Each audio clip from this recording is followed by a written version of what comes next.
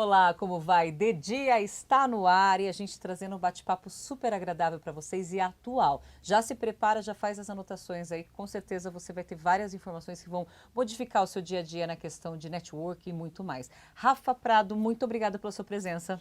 Ju, eu que agradeço, muito contente de estar aqui. Eu que fico feliz, Rafa já foi entrevistado por mim, inclusive, em nossos estúdios aqui do Diário do Grande Sim, ABC. Rafa tem uma história muito bacana e traz muito essa questão do network, da mentoria, do que a gente traz de melhor da comunicação mesmo, de inspiração. Eu vejo você trazendo muito essa realidade, fico muito feliz pela oportunidade de te entrevistar, até porque nós temos aí uma continuidade de um trabalho grande que é você já vinha fazendo. verdade, com certeza.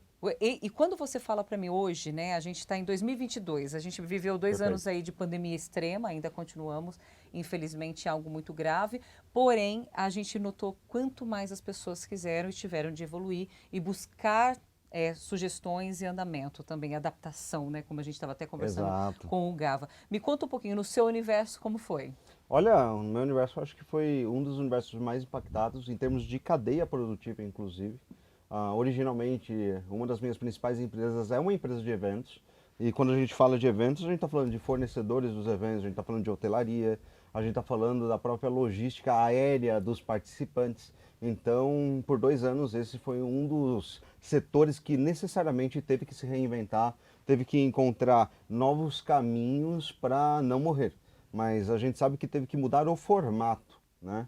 O formato dos eventos presenciais, eu acredito na perpetuidade desse formato. Claro. Sempre vai ser insubstituível isso que está acontecendo aqui Com agora, por certeza, que exemplo. Estamos bênção. juntos, presentes. Senão você estaria aqui na telinha, não é Se nada não ruim, estaria mas na exatamente. telinha, gente, não dá. Eu gosto disso Não, daqui. eu gosto do fervo, né? Sim, Tá claro. ali Na nos ebulição, né? eventinhos, A na gente gosta da ebulição. ebulição. Então eu gosto muito disso, mas a gente viu o turismo, viu o mercado de entretenimento, viu o show business, digamos assim, as próprias grandes feiras, durante 2 anos, de fato, ter que encontrar um novo modelo. Né? Esse modelo, em partes, ele foi online, aconteceram feiras, mundialmente dizendo, né? Feiras online, aconteceu ali o boom, numa palavrinha que a gente estava até falando antes de começar, que é o boom do metaverso. Sim, Algumas feiras e alguns eventos aconteceram no metaverso, digamos sim. assim. Né? A educação ela se tornou cada vez mais híbrida, né, que é um mix do presencial com online. Em dado momento, a educação ela estava 100% transmitida online, isso seja nas universidades, seja nas escolas de ensino médio, fundamental, ou até mesmo os eventos. Então, o setor como um todo, que lidava com esse contato, né, um a um, sobretudo o setor de serviços, que muitas vezes era prestação de serviços presencial, de consultoria, assessoria, teve que encontrar novos caminhos e novas ferramentas para não cortar uma coisa que é a comunicação.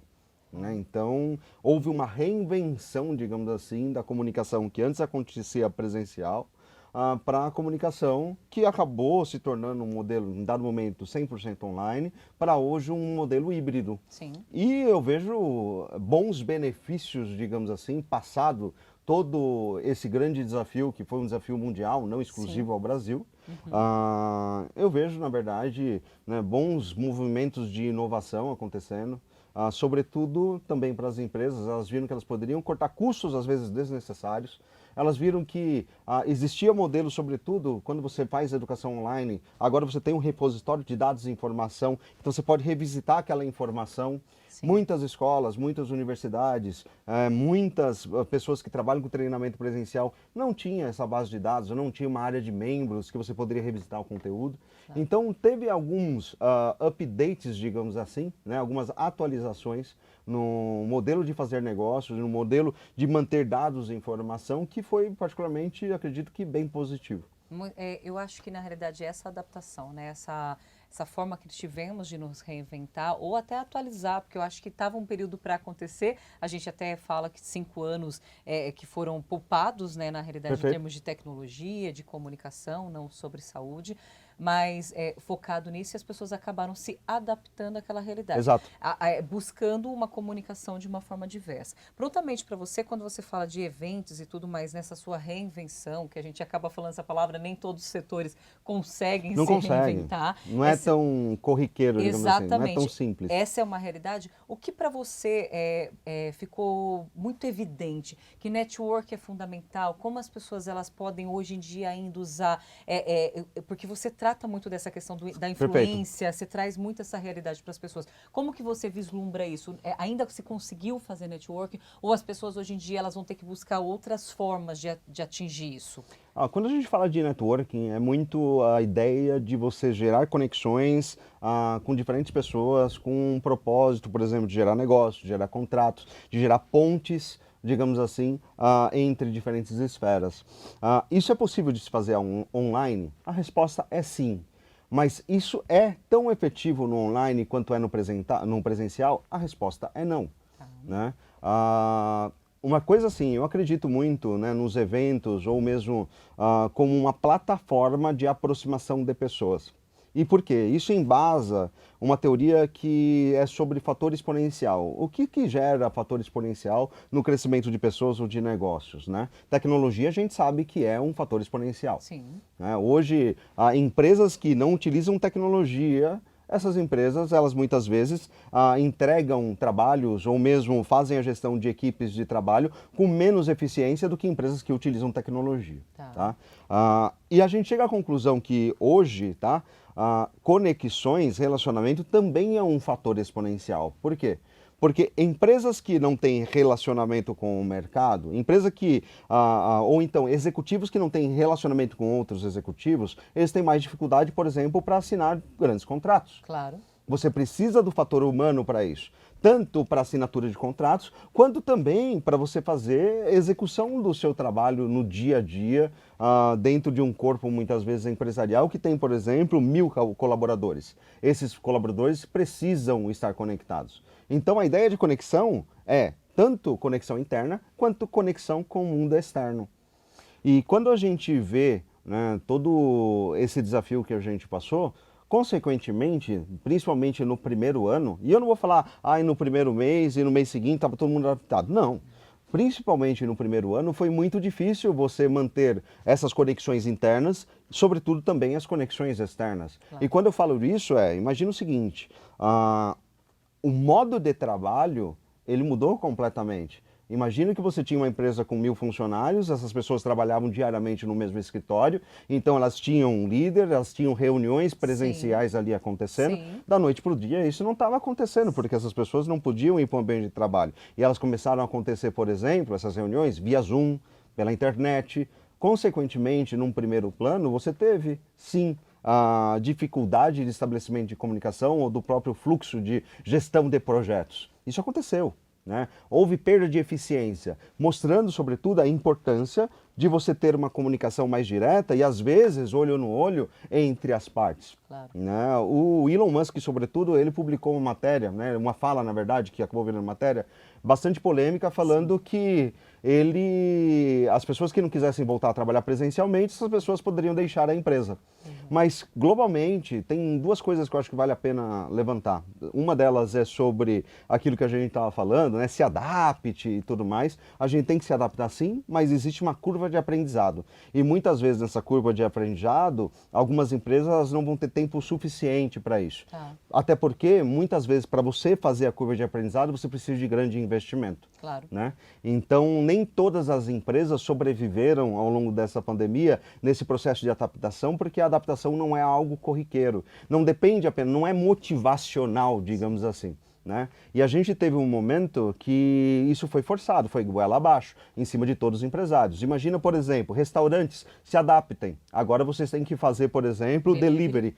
Mas só que não é tão simples. Um monte de restaurante não estava acostumado com essa mecânica e um monte de restaurante, às vezes, por exemplo, você tem um restaurante gourmet com algo extremamente fresco, Sim. que recebe no dia aquela comida, ele talvez não seja uma coisa no à la carte, outra coisa na exatamente, para você colocar dentro de uma embalagem e entregar. Exato. Então, não foi algo corriqueiro. Algumas pessoas, elas tentam simplificar o processo.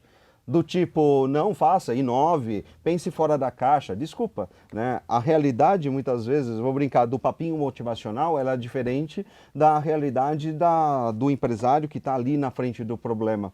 E eu acredito sim que a gente não pode ficar remoendo e sofrendo em cima daquele problema.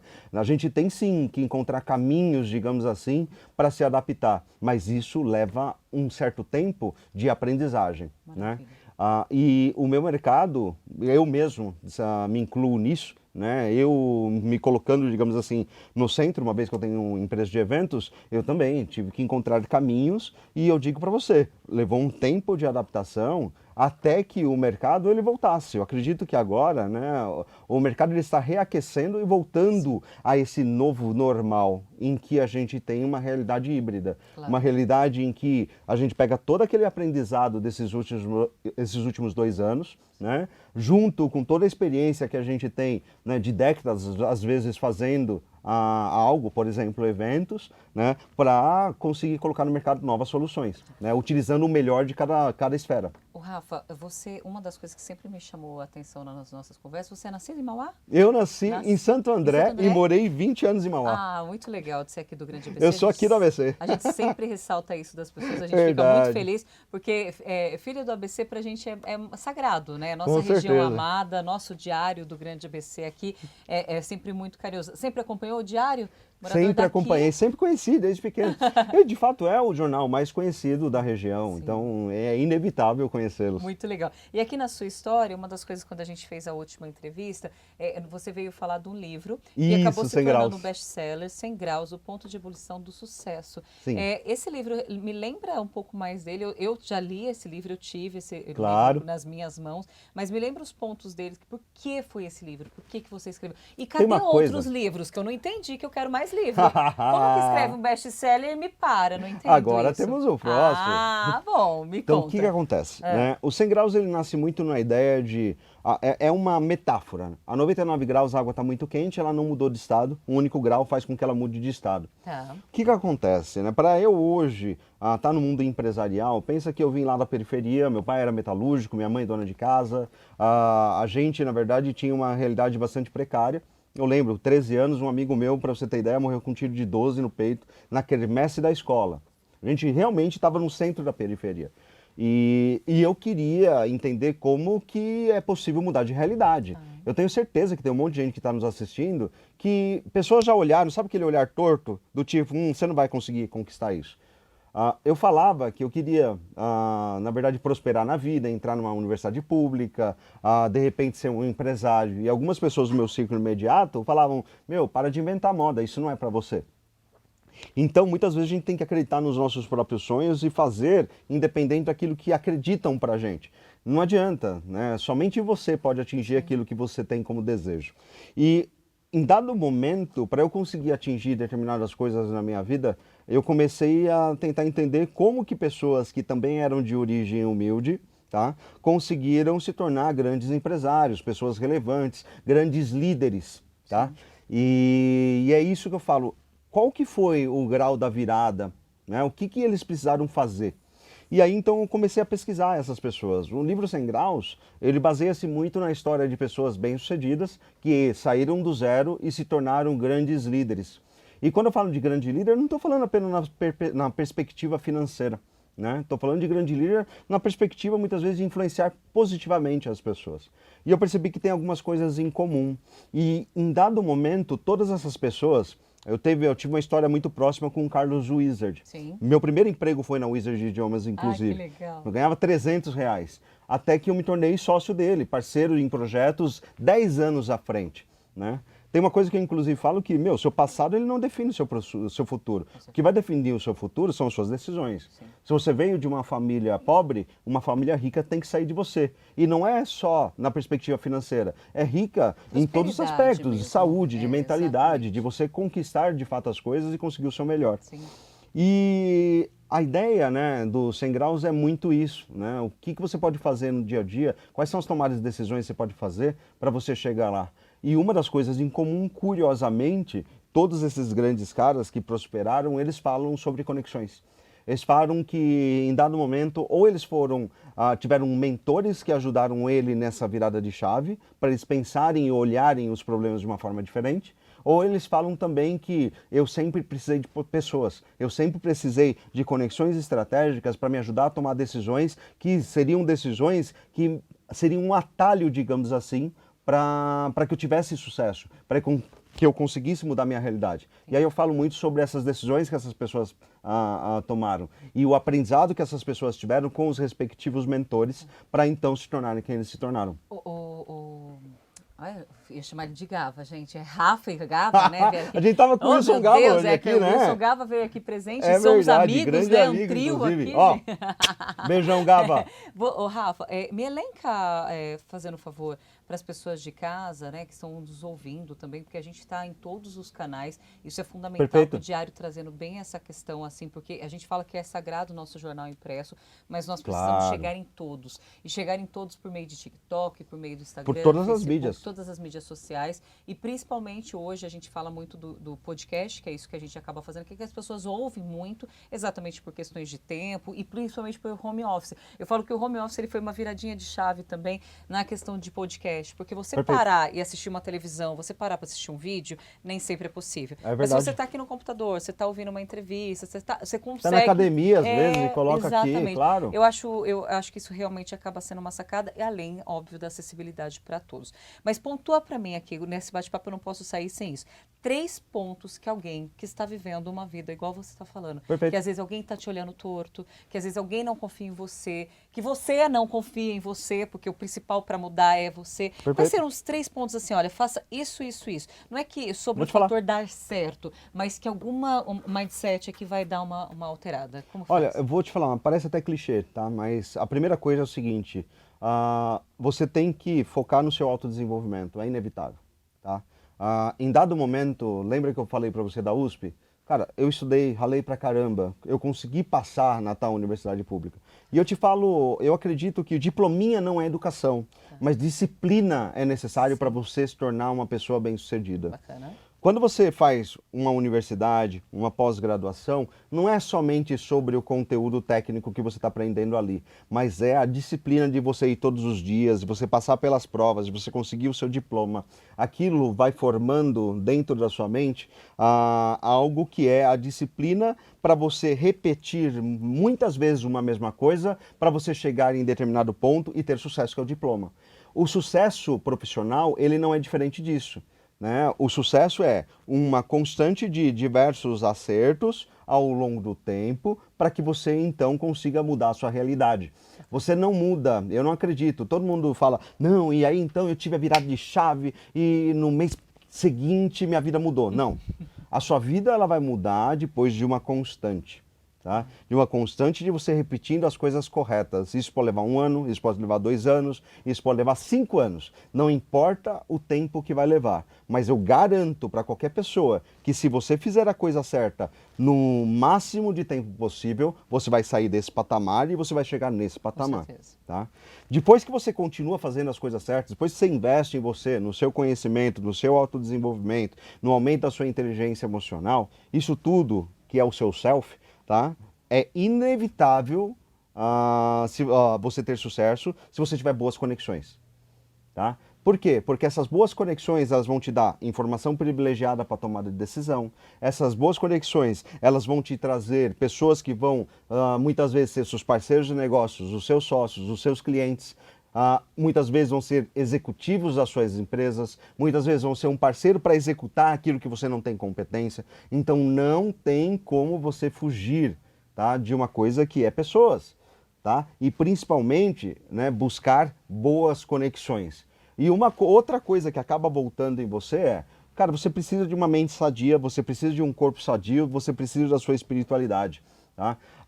Esses 3 pontos eu coloco num plano só, digamos assim, que da mesma forma que no ponto 1 você está cuidando muito de você se desenvolver tecnicamente, se tornar uma referência para você ir para o meio, para então você, nas suas conexões, elas estarem convencidas que elas podem fazer algo com você, chega uma coisa que é a sua energia.